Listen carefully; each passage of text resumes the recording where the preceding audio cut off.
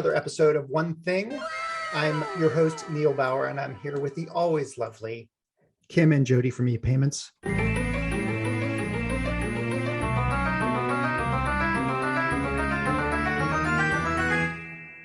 A fresh approach to payments. See, I don't even have to do it that time, like after the last episode. Brother, this guy stinks! Today we have a very special guest. He has played for, he was the first round draft pick for the New York Yankees in 2009. He has then gone on to play for the Athletics. He now actually is a founder of More Than Baseball, an organization dedicated to the support and fostering of minor league baseball, their players, and making sure that they have an equitable situation as they grow up into major league players. So without further ado, welcome to the show, Slade Heathcott. Thank you for having me on. Nice to meet everyone. Absolutely our pleasure. So Slade, what was, this isn't my one thing. What was it like getting that call being on the New York Yankees? Well, from the age of 5, I played in the backyard and played wiffle ball and baseball and cup ball and handball, and everything was scenarios like playing in the big leagues, whether it was the St. Louis Cardinals when I was younger or the Texas Rangers for a while, and eventually the New York Yankees. But it's special. I mean, there's not words to describe something you worked for 20 years and then able to experience it. So it was amazing. I got called up while holding my son, feeding him at like 11:30 at night. So that was it's something that you cherish and hold on to. Wow. So again, we've worked together in such different capacity, and that's where my one thing comes from. You've actually worked in an organization that's helping foster minor league players and making sure that it's equitable for minor leaguers, because to your point, minor league players are paid nothing. Effectively nothing. And then they're asked to do a tremendous amount of community work. They're asked to actually suffer through, I say suffer because you're living with generally a foster family, or you're living in a situation where you have to pay for equipment. You have to effectively survive while you're trying to chase this dream. So my one thing is, for somebody in that situation, somebody who is struggling and just trying to get through that mess, what's the one thing you'd tell them to keep them motivated, to keep them moving forward? I feel like for the younger generations, I don't know if the word shelter, harbor, protect. I feel like the younger generations, when they see adversity, they fold. And the one thing that I try to talk about is, being positive is the key, right? But more than that is not giving up. When you do see adversity, when you do see failure is an event, not a person. In the game of baseball, you're failing every single day. And sometimes multiple times a day. I played the game for 20 years, and I'd walk out some days and be like, have I ever played this game? Like, I forgot how to swing. I don't know how to throw. And not only that, you're doing it in front of thousands of people, right? You fail every day in front of thousands of people. And it's something that you have to learn how to cope with. But I also think it's a skill that you can use and be able to, in life, things do not go according to plan, as we all probably know on this call, whether it's business plans, whether it's life plans. Things alter and change at any given moment. Sometimes the best things we can do is be adaptable. So to players, it's not give up, keep fighting, keep pushing. But let's also look, just as athletes, and that's where I'm going to speak from that perspective. As athletes, we've been told our whole life you can't have a plan B because it takes away from plan A. And I think that's a load of crap, to say the least. Mm-hmm. And for players, as a minor leaguer that's making less than $10,000 a year before taxes, right? Like we know half of players go into debt every year, right? So what can they do? They can go out and we can complain and we can moan and we can say the system should be better, or we can go out and do something about it. And that's what we're trying to do at More Than Baseball is share a message that you can control your own future by doing things on your own, while also still focusing on your career, because the bottom line is you have to make money and you have to eat and you have to have somewhere to stay to be able to be good at your job. But that is a perfect lead-in to my question. My one thing, since you have lived, I'm so sorry, guys. A roller coaster, I would say. Major League Baseball, when I observed, it is a roller coaster because it is highs and lows, and you're getting called up and not getting called up, and kind of the same that you experience having your own company too and founding a business. What do you personally do to mentally prepare? I know for me, I have this routine I go through in the morning. I'm curious what you do personally to just get your mind right day in, day out to, keep the fight. One of my biggest things I do, and it's kind of shifted since my son, I do a deal. I don't even know if I've ever even shared this. So when I'm in the car, I don't listen to music.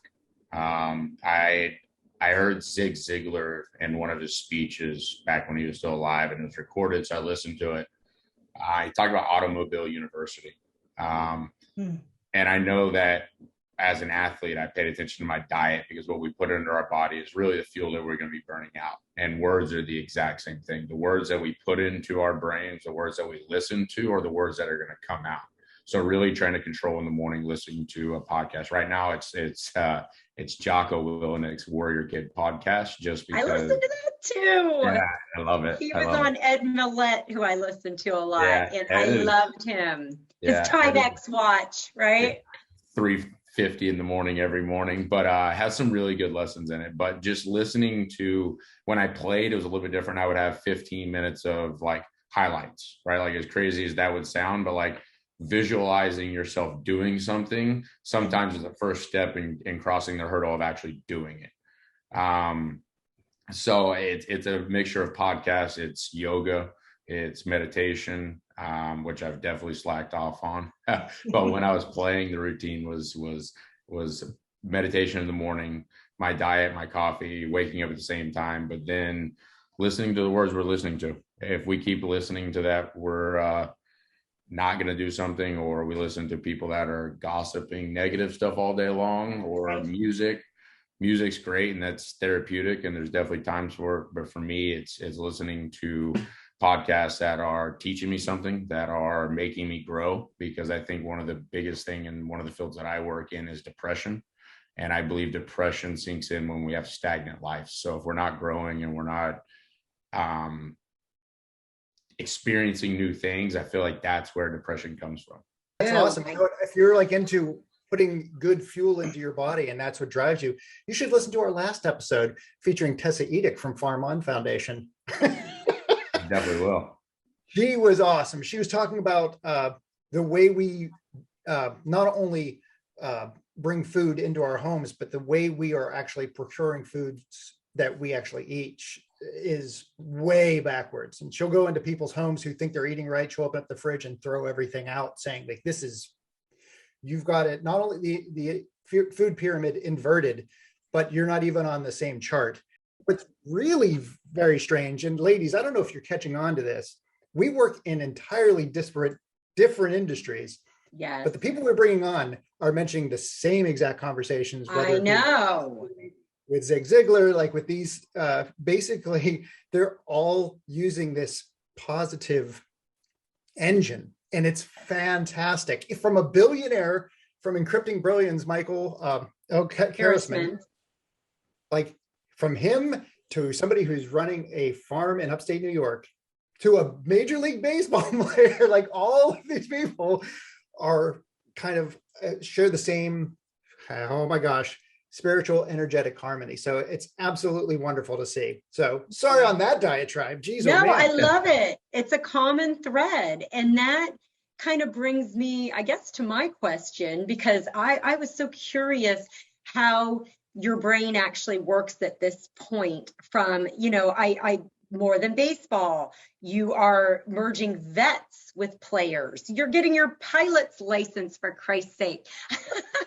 I was like, wow, look at this guy. What, at this point in your life, do people bring you these things, or does your brain, are you just like, okay, I did the baseball thing, this was my dream, but now it's going to help me segue into, you're talking about health and nutrition, you're helping people, you're helping vets, you're helping the younger generation that I think in the age of TikToks doesn't have that, positivity, and that failure is an event. I love that. I'm write that down. Not a thing, not what you are. So at this point, how does your brain work, and how do you choose what you're going to throw your energy into and move forward with? Let me figure out how to make my long-winded response not long-winded. To my long-winded question. Yeah. Sorry. Your answer should be longer than the question. Right? So let's time it. Where's that Timex? One thing I learned in the game of baseball is people around you, everybody around you has different skills, right? And some of those skills are hyper-focused, or some of them are here, some of them are there. I've been told by mentors my whole life that I need to focus on one thing. That is not me. It's not. I don't know if it's a successful thing. I don't know. Right? I've been out of the game for 3 years now. I think that I'm happy with where I am. Right? I'm happy with, but I've done it by being involved with 5, 6, 7 things, and there is a ebb and flow to that. Right? I think Neil's probably caught on for the most part. I have a very different style than probably most people. It may seem like I'm really scattered out, but everything ends up tying back together. Like I've designed things to be, whether it's veterans, right, vets and players, or more than baseball, or my CB supplement, or my coffee shop. My coffee shop probably is the farthest out of different, just because it doesn't relate back to most of it. But everything that I work on, from children to baseball players to veterans, all come back to the same joining fact. I learned that right when I got out, I was told by a mentor I needed to focus on one thing. And I'm like, I'm not good at focusing on one thing. I'm really, really good at focusing on 5 things. And I'm really, really good at managing my schedule and able to get what I need done. And I use the ability to my network, right? To reach out, that's my skill, is having a network. Well, having a network and only being in one field is not a successful approach, in my personal opinion. So I don't focus on one thing. I have people that bring me stuff all the time, right? From investments to businesses to ideas. And then I start some, right? Players for the Planet. I'm CEO and executive advisor of Players for the Planet. I had nothing to do with starting that. I am a part of it. I Am More, my children's foundation. I was part of 3 people that started that organization. More Than Baseball, 3 people that started the organization. CB Supplement, it got brought to me and I jumped into it. So I'm really in the mix of people bring stuff to me, I create things. Look, the reality is, whether we're in a nonprofit space, whether we're in a collagen space, whether we're coffee, we're all selling something, right? What's not avoided anymore, right? That's the nature of what we're doing. The other side of it is, when I grew up with the Yankees, they pounded keep quiet, keep quiet, keep quiet, keep quiet. I got out of the game and I started being more in the nonprofit space, and I started thinking there's a right way and a wrong way, right? The one thing I learned from Jeter was just because you're a very large name doesn't mean you aren't the most down to earth, legit person, consistent every single day. It's funny. I wanted to tell you something. This is so a sidebar, but I know Derek Jeter and Jorge Posada because they played on the Columbus Clippers. Yeah. I'm from Ohio originally. Gotcha. So before they went up, and it's so funny because, just like you, nobody thinks about, that everybody spent time failing and being in the minor leagues. And it's a process. It's a process. Everything else in life. And I think there's a lot between the entrepreneur, and I think minor leagues is a little bit different than most sports, right? And that's why I think the military side of things makes so much sense, because minor leaguers share a lot more in common with that lifestyle, right? Being away from your family so much, not having tons of money, right? Being on the road, substance abuse, alcohol abuse, things of that nature. So there's such a big overlap. And the thing that Jeter that taught me was you can be proud of what you're doing, and that's not a bad thing. But the Yankees drilled it into us, being proud, or cocky is the word to use, right? And there's a way to be confident, not cocky. And that's what Jeter said and taught me. But if we don't share what we're doing, how does anybody else join? That's my argument, right? I want to make an impact in the world, right? If that's one life, or whether it's 10,000 lives, I want to make an impact in the world. How do we make an impact in the world if we don't share what we're doing? And there's a right and a wrong way to do that. Wow. I I was told to keep ideas to yourself because someone will steal your ideas. And just like a farmer, if a farmer is like, I'm not going to share my seeds, I've got to do, like, there are too many seeds to plant on a regular basis. So you're going to have ideas that never manifest themselves. It's best to share ideas, to get them out there, especially if they're good ideas, and not fear that they get stolen, but hopes that somebody does do something with them and takes them out. So you were the catalyst to make that happen. You were the person who shared those seeds and somebody else made that happen. I think that's a phenomenal way to live. Also, let's go back to your mentor saying you need to focus on one thing. Well, guess what? You can check that off your list because you're on the one thing. This is all your whole life is. Hey. You're here. Oh, You've done it. Sean. Yeah, I'm on the one thing. Lifelong Just dream. didn't know what it was going to be. You didn't even know. Didn't even.